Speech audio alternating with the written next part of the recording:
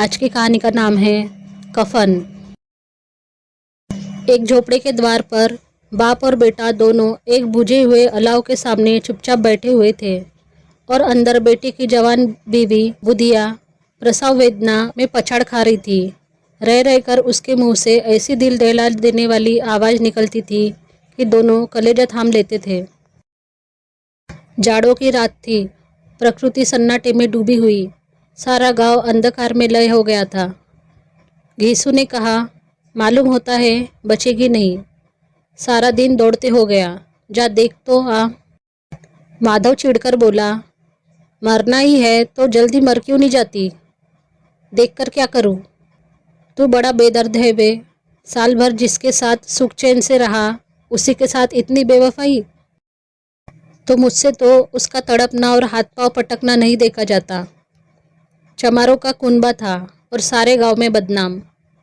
घीसू एक दिन काम करता तो 3 दिन आराम करता। माधव इतना कामचोर था कि आधे घंटे काम करता तो घंटे भर चिलम पीता, इसलिए उन्हें कहीं मजदूरी नहीं मिलती थी। घर में मुट्ठी भर भी अनाज मौजूद हो तो उनके लिए काम करने की कसम थी।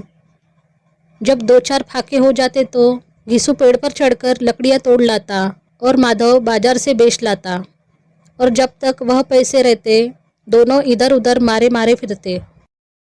गांव में काम की कमी न थी। किसानों का गांव था। मेहनती आदमी के लिए 50 काम थे, मगर इन दोनों को उसी वक्त बुलाते जब 2 आदमियों से एक का काम पाकर भी संतोष कर लेने के सिवा और कोई चारा न होता। अगर दोनों साधु होते तो उन्हें संतोष और धैर्य के लिए संयम और नियम की बिल्कुल ज़रूरत न होती। यह तो उनकी प्रकृति थी। विचित्र जीवन था इनका। घर में मिट्टी के 2-4 बर्तन के सिवा कोई संपत्ति नहीं। फटे चितड़ों से अपनी नग्नता को ढाके हुए जिए जाते थे। संसार की चिंताओं से मुक्त, कर्ज से लदे हुए। गालियाँ भी खाते, मार भी खाते, मगर कोई गम नहीं। दिन इतने की वसूली की बिल्कुल आशा न रहने पर भी लोग इन्हें कुछ न कुछ कर दे जाते। मटर आलू की फसल में दूसरों के खेतों से मटर या आलू उखाड़ लाते और भून भान कर खा लेते, या 10-5 उखाड़ लाते और रात को चूसते।